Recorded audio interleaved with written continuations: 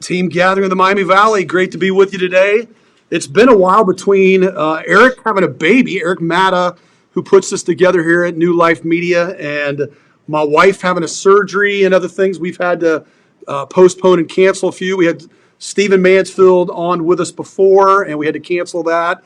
And our next podcast, just so we know, is Wednesday, March 10th. We will have Chris Hartenstein, my friend and Mike's friend, who we've been out to Montana to spend time with, a businessman from Cincinnati, also leads New Frontier Ministries that is doing some very robust things for men. In fact, Stephen needs to get to know Chris and hear from him at some point, and all that they're doing in Cincinnati and Montana. But anyway, so today I don't always have a co-host, but it's good today to have Mike McDormand, who started on our first one with a history of the gathering and a good friend, champion of the gathering, been involved in many ways, and our right across the street, Greater Springfield Chamber. And if I talked about Stephen too much when I introduced him, we'd be here for 45 minutes and we'd call it a day and be over. But, he speaks to the times very well, has the Stephen Mansfield podcast, the Great Man podcast, which I'm very faithful to listen to,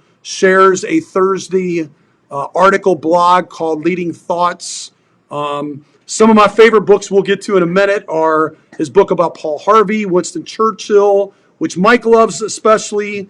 Probably my favorite resource is only 30-some pages long, but the 10 Signs of a Leadership Crash. One that's a hidden gem of Stephen's books is The Faith of the American Soldier. One I personally love that we could spend a whole podcast talking about. Read Church. 3 books for men that have been great. And then Stephen, just to start out, was the book The Faith of Barack Obama, was that the one where you also covered Hillary in there? And yes.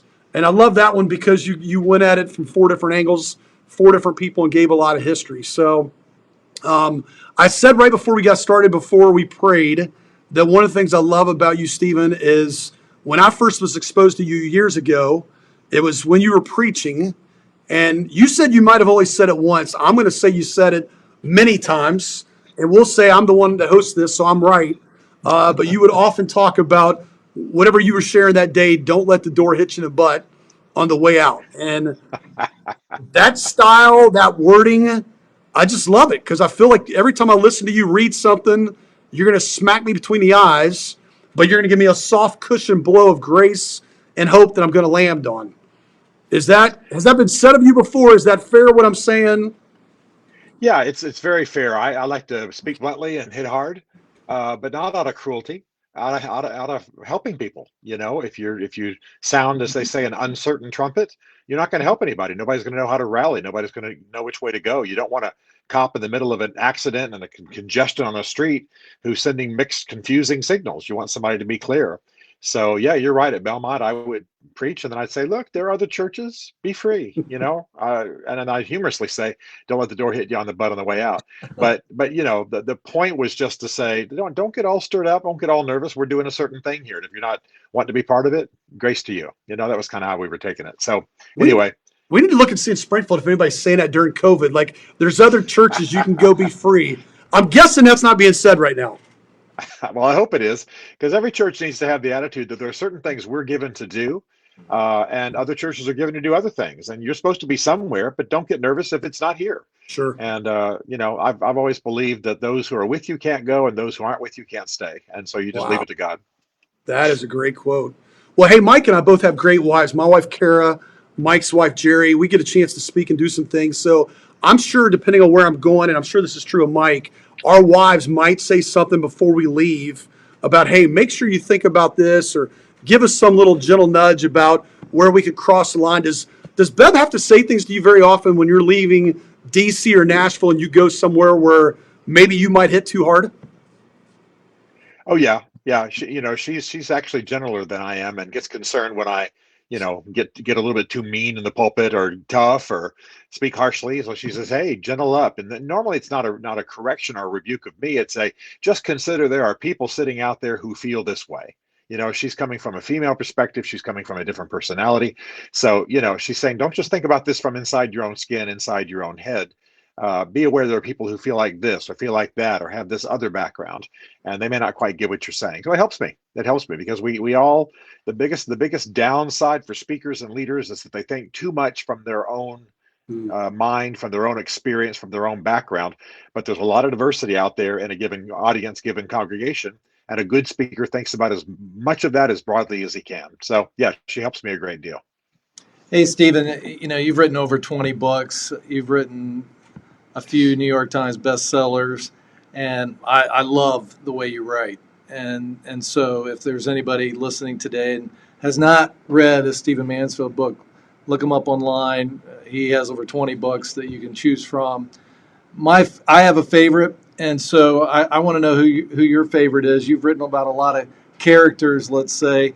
Who's your favorite character that you've written about? Probably Churchill's my favorite character. I talk about him all the time. He impacts me. He's really mentored me, whether he knows it or not. I knew his great grandson who passed away just recently. We were good friends. We spoke together, did events together. Winston Churchill, other than some live coaches and my father and so on, is the most influential figure in my life. Other than of course Jesus. And so that book is the one that means the most to me. Now, in terms of the experience of writing the book, Faith of the American Soldier, because I was actually embedded with U.S. troops in Iraq during the war. And that is an experience that I will treasure all of my life. Absolutely amazing. So in terms of person, Churchill. In terms of experience writing a book, Faith of the American Soldier. We were to come across the screen, and Mike was for sure. I might have if you didn't say Churchill. So we kind of knew the answer to that question. But let me ask you a question. I mentioned before, when I look at your catalog of sorts, and I picked out several of my favorites. For me personally, 10 Signs of a Leadership Crash with What I Do with the Gathering is everything. That book has been used. I had a friend of both of ours who actually passed away a couple years ago, and he bought that book and said, I forgot which chapter it was, but he said, if I only bought that for this, it was worth it. I think an probably resourced, underutilized book of yours that would be so great in 2021 is Rechurch. And it was called something. What was it called before you changed the title? You had a different title. Yeah, I mean, I wanted to. My proposed title was "Ain't No Hurt Like a Church Hurt," and they wouldn't go with that. So I think it was called "Healing Your Church Hurt" or something generic like that. And then we went with Rechurch, and I'm still arguing for my title, but it's 10 years later. I'm not sure they're going to switch. So what would you Anyway, say? yeah, What would you say 10 years you're right. later? 10 years later, what would you overemphasize that you did write in that book, or what would you add as an amendment to it based on where we are in 2021? Well, I think it's more relevant than ever. So I wish I'd expanded it a bit, and I wish I'd hit a little harder, frankly. The fact is that, I think I told in the book, I reported the fact that George Barna did a survey where he found that about 40% of non-churched people in America are in fact ex-church. They're embittered ex-church. People who went to church got ticked off and left. And that's 40% of the non-church. So if we would just reclaim those who've got church hurts, we'd get about 40% of all non-churched in America. So all that to say, I would probably expand it. I would probably hit a little harder because I think it's absolutely essential. I mean, you guys know, you talk to people all the time. I tried church. I was there. I got ticked off. The pastor wasn't this. The people weren't that. It's a huge issue. And sometimes it's the person's fault. Sometimes it's the church's fault. But all of it is damaging the church. So anyway, I think it's one of my more important books. And yet it's hard to get people. They talk about felt need books. It's hard to get people to read a book about something negative about themselves. So if the basic appeal of that book is, hey, you've got a church hurt and you need to get over it, the response of their soul is, I don't have a church hurt. I'm fine. It was their fault. So they're not going to pick up that book. So, that's a little bit of marketing, but in Christian circles, you've got to hit a positive thing about somebody or lead them in some positive way, or they're not going to pick up the book. And so that's not a message that resonates with people because they're too busy blaming. So the book's done okay, but it hasn't been one of my bigger sellers. See, what's interesting about that is Mike and I both are friends with a number of pastors. You probably remember from your time here, Springfield's that kind of community where it's kind of a small, big town. And so everybody kind of knows everybody. And I can't think of a pastor I know that wouldn't greatly benefit from that book. So you said before we got on here, you're a little in the moment of kind of sitting still before next book. Maybe there's something to that because I think when I think about you that way, I struggle thinking, how would you know where to really put your time and effort? Because from a political standpoint / worldview, leadership and crisis, men, even this with church, you could spend all your time in any one area and have more than ample opportunity to really flesh that out to the fullest degree. How do you kind of discern what's your processing to know on any given day, season, stretch of time where to land in those areas? Well, I go according to my own interest. I go according to where I think I can have impact. But you also have to be smart about marketing and think in terms of, for example, what is the vehicle? For example, you mentioned the 10 Signs book. That's a book that fits into business gatherings and business training and business teaching programs. Okay, same thing with the Search for God in Guinness. But what's the vehicle for a church hurt book? How do you put that in people's hands? What's the gathering? What's the event that emphasizes that? You see what I'm saying? And so I'm not saying I don't write anything. I don't write something if I can't figure out how to market it. I'll write it anyway. But a lot of the issue is how I want to have the maximum impact. So you've got to figure out how you can get a message harnessed to some kind of vehicle that gets it into people's hands. And I think that book's unbelievably important. I'd love to spend a good part of my life in the next years emphasizing that theme. Lockdown prevents it right now, and even when we're not in lockdown, you've got a bit of a challenge because churches don't tend to want to emphasize that, and they're the ones who have to be doing it. Obviously, there's no other organization but the church that wants to talk about church hurt. So all of that to say, it'll come back around. But I appreciate your compliments. See, what's interesting about that, I think it's interesting these times. I hadn't really thought about what you're saying, that people don't want the negative. But I noticed, because I've been reading about this a little bit in the last couple of years, shame is a topic that clearly is negative. But man, there's some great resources out there right now. And, I see a number of the shame books on Amazon really doing well and, really capturing people's heart. There's a guy actually, we mentioned beforehand that Bev's from Fairborn, a guy named Thompson. I don't know if you know him at all. He wrote a book about shame, and somebody suggested to me it's done really well. And he actually graduated from Wright State. So I know that's a topic. Clearly, isolation and men in their relationships, since you write about that, has been something. But Mike and I were talking beforehand. One of the things I know we're both eager to talk to you about is when you were here in October 2012 with Mike and our friend John Landis, they chaired, and you said at the breakfast, you talked about how so often over history, we talk about that particular time being the worst of times. And you made a strong case up at the platform that there's no way you could say that's true. And you went into several examples of why, whether it's health, whether it's politics, whether it's issues with the world, the economy, whatever. And you said there's a better argument for the best of times. Speed up to 2021. Speak to the best of times versus the worst of times as you see it. Yeah, I'm certainly not going to say that 2020, the year 2020, wasn't a hard year, and people are dealing with difficult things. But one of the benefits knowing about history is not only that you are able to hold up your present time against the past, but you're also able to learn lessons about the past. And the fact is, even though we're going through this pandemic, of course, now we're about to come out of it, but even though we're going through it, it's not even remotely as bad as it was in previous eras. For example, the big comparison is the Spanish flu, right? 1918. Well, there's every death from COVID is precious, and I'm not putting that down. But you're talking about 675,000 people dying in the United States of the Spanish flu. And then you're talking about almost 100 million worldwide dying of Spanish flu. Now, it's bad. COVID's bad, but it's not near that bad. And then I sometimes, ask people, when would you like to live? If this is a terrible time to live, when would you like to live? And one woman said, I'd like to live in the 1300s. Okay, that's great. But, you're talking about the Black Plague, for heaven's sakes, And so I sometimes have fun with them and mess around with things like that. So I would have to say, certainly this is difficult.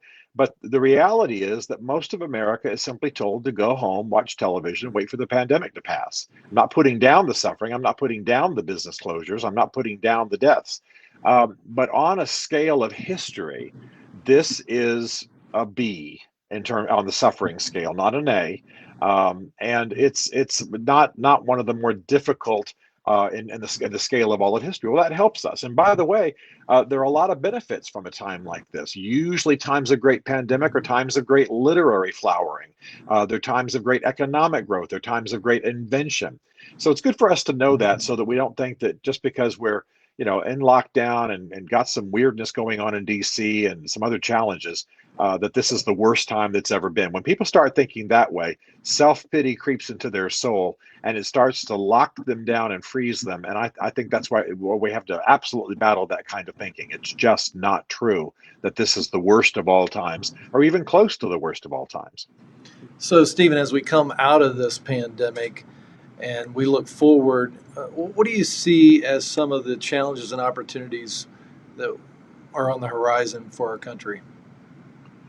Well, I think there's a really good shaking out happening now, a really good conflict of ideas wherever you are in the spectrum, left, right, or center. We're having some battles up in the Hill. I don't mean the insurrection, but some battles, some conflicts. There's a good hearing. There's a good contest of ideas that I think is healthy for the country. That doesn't mean I'm necessarily excited about the current administration, but it at least means we're having a good political dialogue that needs to take place. After pandemics, after great plagues in the past, there has always been a surge of economic activity that brought tremendous prosperity. There has always been, like I say, a flowering of literature. I mean, let me just take off Shakespeare, etc. The number of people who wrote during Daniel Defoe, the number of people who wrote during pandemics, stunning, tremendous literature. And so the technology that we have, the opportunities that we have, the economic flowering, the literary flowering. I think the issue is not to let yourself get locked up, not to let yourself get paralyzed by fear and self-pity, but to realize the opportunities that we have, because we're seeing tremendous opportunities for innovation. And by the way, I mean that in terms of the church as well. I know this is not uniquely a church podcast, but I do have to say that the fact that churches finally had to learn how to conduct church services online, how to do online giving, how to make those church services interesting, how to network neighborhoods. I mean, this is stuff, of course, we should have been doing anyway. So now we've been forced into it. So for all of those reasons, I think we may be heading into at least a low-grade renaissance in the next 6 months. And I think that's exciting. You know what's interesting about you saying that, especially with Mike representing the chamber and being very involved in the business community, thinking about reinvention and creation and content. I'm a fan of Keegan Michael Key, the actor slash comedian who's done a lot of great stuff. And he was on Jimmy Fallon the other night, and he said that during the pandemic, I think his wife's maybe a little bit like Bev, like she's behind the scenes doing some entertainment-y type of producing or something like that. And she said to him, he's always wanted to do something looking at the history of comedy and the history. I don't know if it was specifically stand up, but he ended up doing this history of comedy. And she said, oh, by the way, when you do this, when they talk, I think they presented it to, was it Spotify, and they bought it, or Audible. It was Audible. And they said, oh, by the way, you need to act out every one of the characters you're talking about. And he looked and like, what? What did you commit me to? I can't do it. And he ended up doing it. He put out this pretty robust history. And they said, he said, it wasn't like I just went back to the, 1940s. He goes, he went back, I mean, anciently, and look, and I'm like, he would have never done that without COVID. And I can't wait to check it out. I'm a huge fan of his, so I can't wait to check it out. But have you, we've seen here in Springfield, I'm friends with a number of accountants. We got a couple of accountants on my board, and they've talked about how they've seen real estate, some in the restaurant industry, financial planners, whatever, really explode and have great years. Are you experiencing that in your travels in DC and Nashville, where some people and some certain businesses have had great success this past year? Yeah, there's no question. I mean, I understand that there's been an economic downturn. I understand that some businesses are closing, but where I live in Nashville, you can stand on the roof of my building and look around and see as many as 20 cranes. Mm-hmm. It's stunning, the construction happening in downtown Nashville, right where I live. The city's undergoing a renaissance. They can't wait for the pandemic to roll back because it's going to be an explosion. The arts are increasing. People are in the studio recording. There's been a flowering of art. You've seen some of the magnificent things people have done, even with choirs singing with Zoom and what have you, just magnificent things online. And as you say, in film and other areas of art. So again, when the human spirit gets pressed but does not allow itself to be crushed, it normally forces out of the human spirit great creativity, great drive, great inventiveness. And that's what we're seeing. And so I'm seeing it here in DC. I'm seeing it in my other place in Nashville. I'm sure you guys are seeing it where you are. It really can be something special. The key, though, is not to allow yourself to be disillusioned, not to allow yourself to be overwhelmed with fear and self-pity. Because on the other side of this thing, we rise, and that's got to be our mantra. I think Mike just wrote that down. That's going to be the new chamber We slogan for this year: rise. is "We will rise." I So, love it. let me ask you. Speaking of hard things, so I appreciate, especially with what I do with the gathering, and I know Mike would echo this. We want to be guys who really champion our wives, our families. You're always great about doing that with Bev, and I greatly appreciate that. But you went through a difficult time. You went through a divorce previously. You were not pastor anymore in that time. And there's obviously consequences with that. So if you could elaborate on that as far as, maybe where there was pain, hurt, or whatever is going forward. And then I know we're going to have people who listen to this who have maybe gone through divorce, and certainly life is not over. It's not like you're a martyr and there's nothing good that ever can happen. But within that, speaking encouragement, hope to people who, we live in a day and age. I'm on a marriage board here locally, the Encompass Connection Center, and it's easy just to say, well, hey, that didn't work. I'm just going to check out and we're done. It's no big deal. Here's my way out. Speak to that tension. Yeah, I appreciate you asking. I went through a very painful divorce that you know about because it was also high profile. I was pastor of a large church in Nashville, and my wife at the time decided to leave the marriage during that time and did it in kind of a painful, high profile way. Well, the good news is that I had good men around me. And immediately they said, look, you may be a knucklehead on some things, but there is a bright future. You're about to have the best days of your life if you go through this the right way. If you go through it free of bitterness, if you go through it with an investment, impartation kind of mentality about your kids, if you don't nurse bitterness, if you don't spend your time blaming, if you'll let us speak into your life, so that you have other eyes on you. You know my maxim that a guy who's self-defined is defined by a fool, and so you got to have other eyes on you. You got to have other guys speaking into your life, and so that whole process was just more than a year, and it was horrific. But I did emerge on the other side really solid. I have great relationships with my kids. I've got a magnificent wife, been married now for almost 15 years. It's wonderful. But I got to say, the key was as I went through it, that I had good men around me challenging me about bitterness, challenging me about whatever warts they saw in my own soul, calling me out, encouraging me to dream of a better day, promising me that, as Churchill said during World War II, there would be broad, sunlit uplands in the future. That's how he spoke to the British people. And some of these guys, knowing that I love Churchill, actually memorized that and used it in giving me encouragement. So on the other side, God was good. And as soon as I emerged from that season, by the way, I think you know my story, I wrote The Faith of George W. Bush, which was my first really big bestseller and repositioned my life.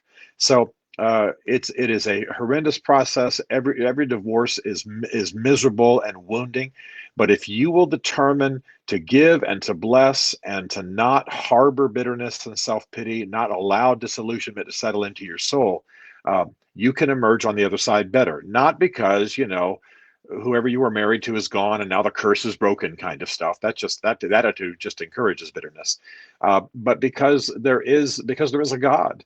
And because a repentant, humble approach, an investing, giving, generous approach always produces good, always produces a wonderful new season. So those are the principles that I encourage in many men going through divorce.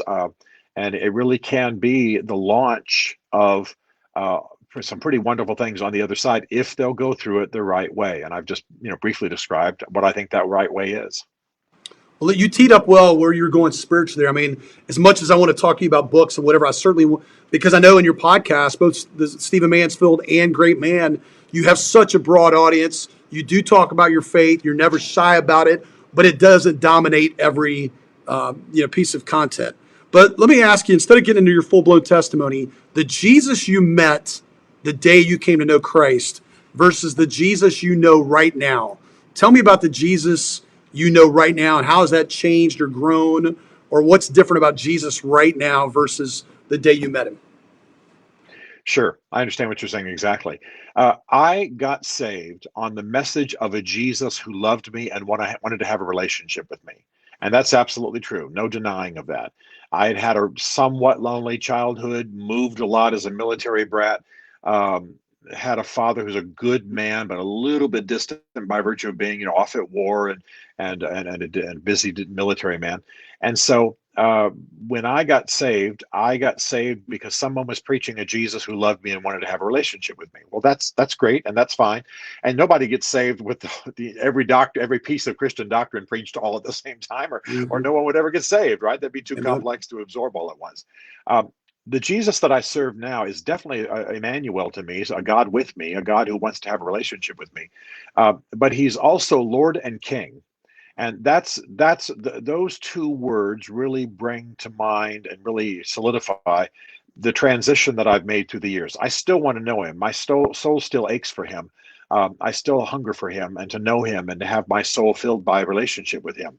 But I also know now that he is Lord of my life. He is Lord. He's absolute ruler. His word goes. He is the absolute authority of my life, and that he rules the world.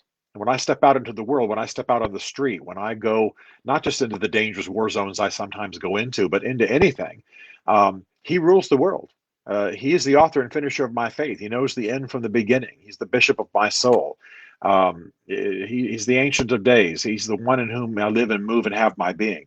And so I moved from a true but incomplete understanding of relationship with Jesus to a more fuller understanding of a Jesus sitting at the right hand of God, speaking the word that holds the worlds together, and ruling the universe, and me being, his regent next to him, his vice regent, his one who is exerting that authority in the world. And in fact, a lot of what I do with men is simply getting them to recognize the power and lordship of Jesus in their life, calling them out to be great men. So that's the transition that I've made over 200 years that I've been alive. I love the Colossians 1 flavor to that. There's the way you shared that, I felt like I'm reading Colossians 1:15 through 20. I was listening to a podcast last week with Mike Donahue, who used to be the lead singer of 10th Avenue North. And he talked about, and this has really spoken to my heart, Jesus being, there's three stages of in his experience recently is Lord, Savior, Lord, treasure.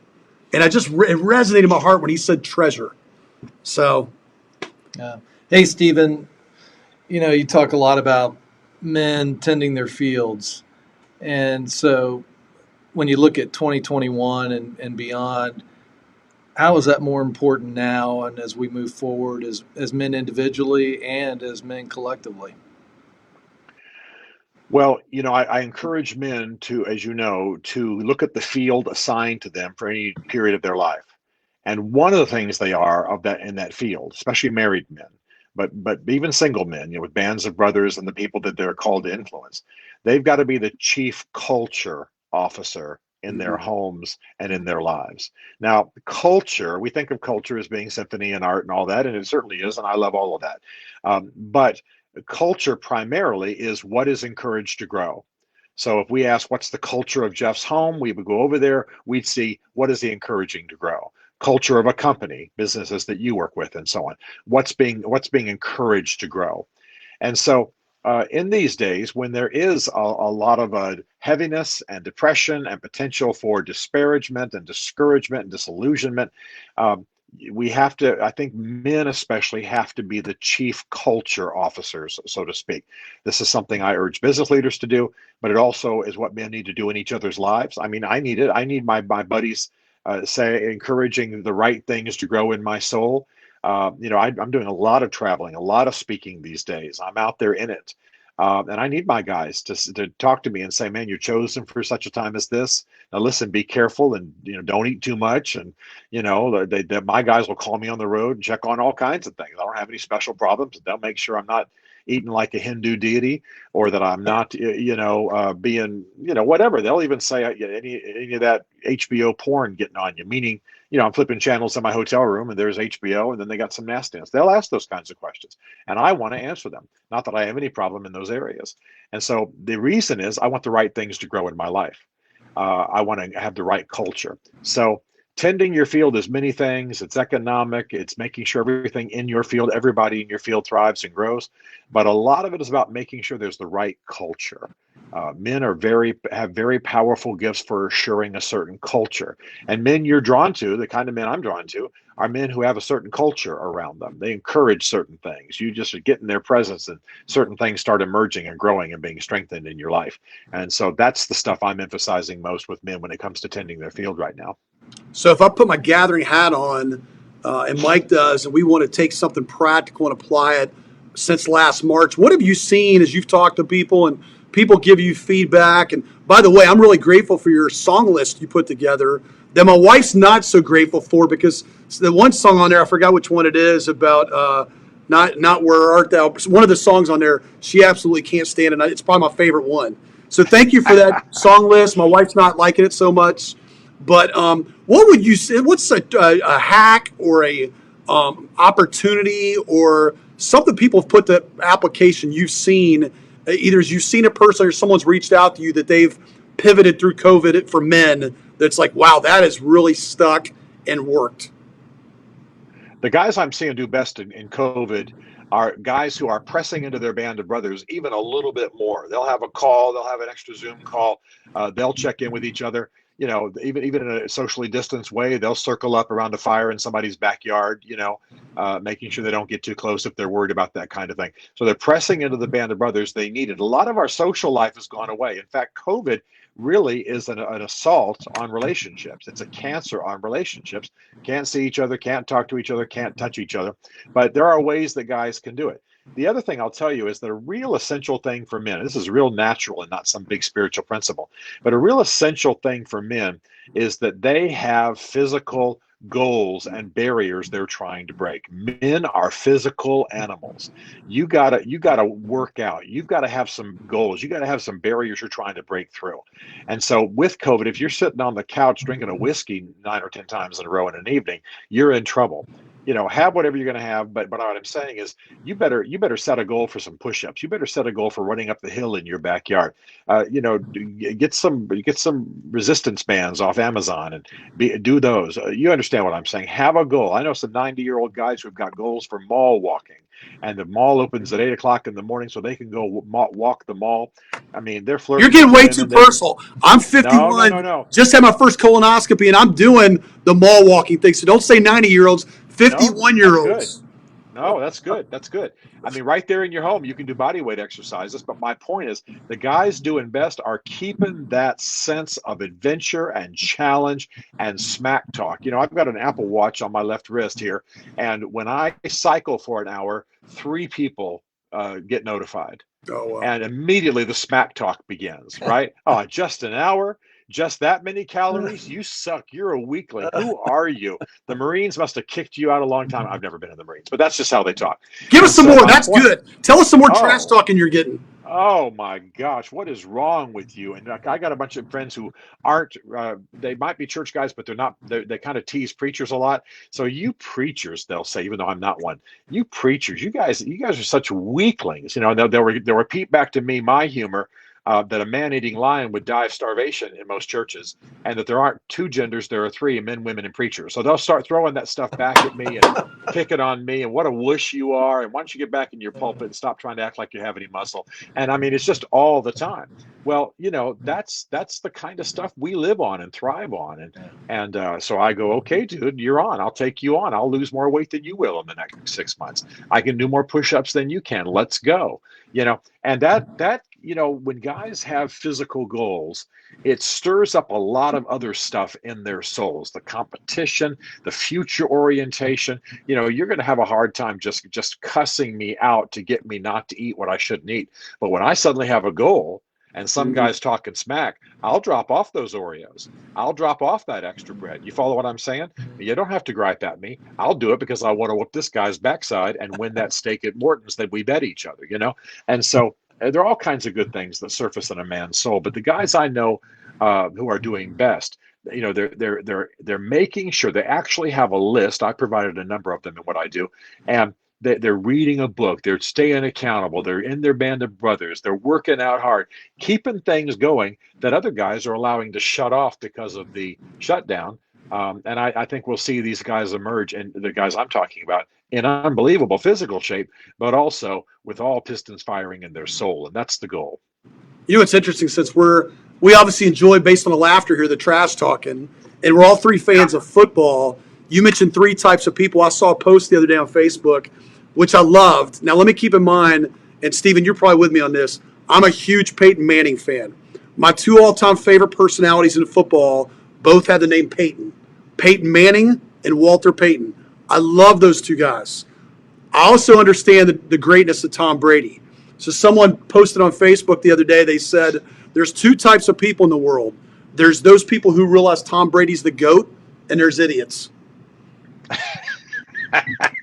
Well, he Yeah, go ahead. he sure has proven himself. I mean, you can't take anything away from him. My goodness, he really. But I'll tell you what really moves me is his devotion. I mean, I'm quite frankly not going to eat and drink like he does. I'm not doing smoothies all day every day. I'm not working out like he is. I mean, I'm just saying. Dude's what, 40, almost over 45, and he's just out there making it look easy. But we all know that we know probably more about his personal regimen than we do most athletes, and it's because he works so hard. It's because he tames his eating. It's because he puts his money where his mouth is and has specialty foods and all that kind of stuff, and works out very hard. So all that to say, I'm proud of him, and he inspires me, even though I'm old enough to be his, well, let's see, older brother. Well, and one of the things somebody said the other day, I saw this, I hadn't even thought about this. Someone said, how ironic is it that Tom Brady goes to a team where they have some semblance of the color scarlet, they have some semblance of the color gray, and they have to say, go Bucks. I hadn't thought about that. I thought that's a pretty interesting point about Tom Brady. So hey, staying on the topic of football, I made this little connection today in my head and my heart. I said something about, Stephen, if I were to think of you, I were to think bold, wildly historic, people that are passionate about who you are and what you're about, and the content you put out are passionate about it. I'm sure there's people who have a love-hate flavor with the stuff you put out there, and maybe there's some haters. That almost sounds like Notre Dame. So parallel yourself to Notre Dame.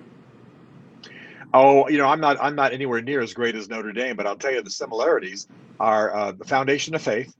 I love a history. I mean, I love that Notre Dame keeps its traditions alive. I love that it's got Touchdown Jesus. It's got the movies. It's got Rudy. It's got the heritage. It's got the famous speeches. They even design their uniforms often with some of the artwork from the cathedral built into the uniforms. I love all that stuff. As a historian, as a lover of sports. And so I really love what they do. And by the way, I have to say too, not that everything's about religion, but there is a very strong spiritual feeding and unifying there on that team. That's pretty powerful. Pretty powerful. It's actually changed Coach Kelly. It's changed some other people. So yeah, I like the wildness. I like the very physical football.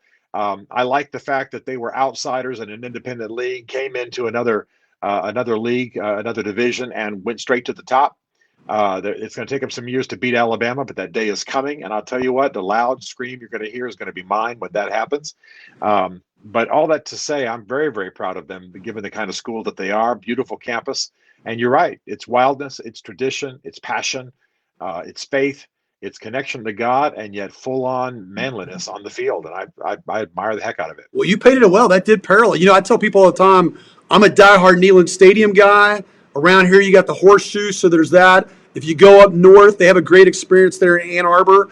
But I've been to, I think, 4 Notre Dame games. And when you get there, let's say on a Saturday morning, and whether they have the 3:30 game, 4 o'clock, or evening, from the moment you get there, Touchdown Jesus, like you said. I love how the stadium and what's the arena called? What's their basketball? The basketball arena right next to each other. All that tailgating that goes on in between. I said, I'm sorry, if you're unbiased at all, you can't say anywhere but Notre Dame's the best experience. No, it absolutely is, and I urge everybody to go visit the campus. I mean, I love architecture. I love that sense of tradition. You get on campus, it preaches itself. It preaches its message. Go into the grotto, things like that. I'm not Catholic, but I mean, I love it all. Beauty of the cathedral, and so that I think is a lot about a culture. I mean, you walk on that campus and you are ennobled, you are inspired, you want to achieve, you want to do good things. And I have a lot of friends who are professors there, and some young friends who are students. And I'll tell you what, it's fascinating to watch the transformation of their lives. And I've been fascinated to watch Coach Kelly. When Coach Kelly first took over the football team, he's kind of a hard-hitting, yelling, screaming, cussing kind of guy. He's mellowed. He's gotten wiser about coaching. And as a result, he's gotten more successful. And I think a lot of that is the culture of Notre Dame seeping into his soul. So anyway, I can preach Notre Dame forever. Sure. Was the And city by the got? way, I'm not a grad. I'm not a faculty member. I've guest lectured there a few times and appeared on their campus television. But other than that, it's just all outsider admiration. You know, what'd be fun is maybe doing a football game. Maybe we get 4 tickets, the three of us and Dig Vitale. How fun would that be? A forcing to go to Come a on, game? baby. Come on. Dickie V, I'm there. Yeah. Real quick, because I'm thinking about Mike. So, Mike is key in his city and has a lot to do with a lot of things going on, as well as, city manager and other positions here. What is it like? There's got to be pros and cons, but you get to experience two of the greatest cities probably in our country between D.C. and then Nashville. How do you balance that? What's difficult? Maybe you're in Nashville and something great's happening in D.C., and yet there's a perspective that you probably get there by being in both those cities. So talk about life in Nashville and D.C. back and forth. Well, I like to joke that I go to DC to get schizophrenic and go to Nashville to get normal. But there is a massive difference between the two. Nashville's laid back. It's professional. It's artsy. People are surprised to find out that bigger than country music is medicine and law in that city. Probably third is publishing and then music, even though music is what it's known for. But it's laid back. It's blue. It's a PhD in blue jeans and boots. That's kind of the way I sometimes think of Nashville. DC is a city I love. I love its architecture. I love its food. I love the history. I love all of it. But DC is poisoned by politics. And so when you come, you have to learn how to handle politics. You have to learn how to be gracious in it. You have to learn how to have friends on both sides of the aisle. So Nashville's a bit more laid back, less political. The governor in Tennessee is Governor Bill Lee. He's almost libertarian, a conservative, lets things go. Doesn't believe in a lot of government intrusion, and the state's doing well. DC, of course, People's Republic of DC, as they often joke, very tightly political, tightly controlled, a lot of restrictions, a lot of taxes. And so you see the way that can seep into somebody's soul if they're not careful. And I think in our generation, we need to realize that politics has its place, government has its place. But that, as George Will is often saying, nothing in DC is ever as important as everything in DC seems to be. You want to keep some perspective, keep some filter. The founding fathers did not want government to be central to our lives. That's socialism. That's a oppressive monarchy. They wanted government to be contained, so the more important things of life, religion, art, family, love, faith, those things could thrive. So the difference between Nashville and DC is those two things. Highly political here, other things a little bit choked out. Less political there, the other things, and I think the more essential things, encouraged to flourish. You mentioned Band of Brothers a little earlier, and obviously Jeff coined the term 2 a.m. friends through the gathering, and he's developed quite a group now of the gathering and 2 a.m. friends. As we come out of COVID, obviously we're going to be in a new normal. How do you see that being even more important as we move forward as men? The people who have done best in COVID, as in most periods in history, are those who have vital community. Whether you're talking about taming the West, you're talking about winning a military, winning a war, you're talking about a thriving economy, it's about community. And most men walk alone. We all know that. Most men walk alone. That's why the suicide rate is sky high in the Western world for males. And so I hope that men have grabbed more deeply into community during COVID. But if not, and even if they have, they can go further. Post COVID, it is absolutely essential to have that vital band of brothers. And by the way, I believe this at every level. I coach a lot of business leaders, and I'm urging them in the same way. Don't walk alone. Even if you're not a religious person, even if you don't want to be in a band of brothers that encourages faith, be with other people, be with other business leaders. Let there be a cross-pollination. Let there be a joining of forces. So I'm a huge believer in the idea that you need to have eyes on you and need to have people invested in you beyond just yourself. Again, a man who's defined by himself is defined by a fool. So I recommend strongly, especially in the business community, but in all levels of leadership, and certainly men, that on the other side of COVID, they build the kind of vital community, if they haven't already had it, that would sustain another pandemic if it happens. Because if it's not a pandemic, it's going to be something. It's going to be a hurricane. It's going to be an economic upheaval. It's going to be, who knows, military invasion. I mean, it's happened before in our history. It might happen again. So we want to be strong. We want to be vital. We want to realize that we can't walk alone. I love when you say that this guy lives that out. Like you're only affirming who Mike already is. So I'm grateful for that. Two kind of questions to close. Stephen, the times are rapidly changing. If we're supposed to be playing in 10 years out, we probably better be playing in 3 years out or whatever. That being said, what do you think the next 5 years for you looks like if you're going to have maximum fruit? And like I said, you could go a lot of different ways. What do you think? And maybe that's too far out to say, but where do you think you're going to have to put yourself to really bear the maximum fruit that God would have you to bear? And clearly that you want your life to count to make a difference. So what do you think that's looking like over the next 5 years for you? Well, I've committed about half of my professional life to impacting men. Just started an organization called Great Man. It's now a 501c3. And I absolutely believe that one of the best ways I can impact my country, impact the world, impact the church, impact the nations I care about is by impacting men. So I'm going to give about half of my time to impacting men, writing the books, raising the funds, getting the materials into the world, holding events around the world. I want to hold here in the U.S. A leader of men's conference, not so much a men's conference, but a conference of men, people who lead men, coaches, military, men's pastors, etc. So that's about half of what I do. The rest of what I do is coach a lot of leaders in various ways, from speaking to actually advising them. I work with the Kurds extensively and the KRG in Iraq.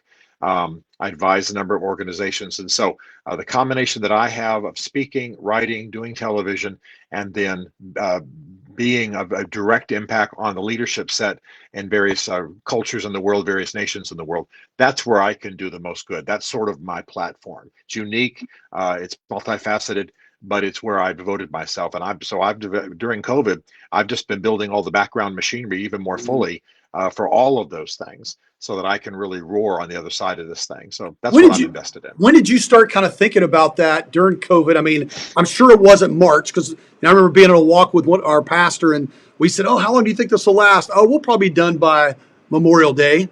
I mean, when did you start saying, "Okay, we're here for a while and here's what that looks like ramping up your background content," you said? Well, it was back in the early summer, late spring. But there's a question I ask whenever anything intrudes into my life or plan. What does this make possible? Okay.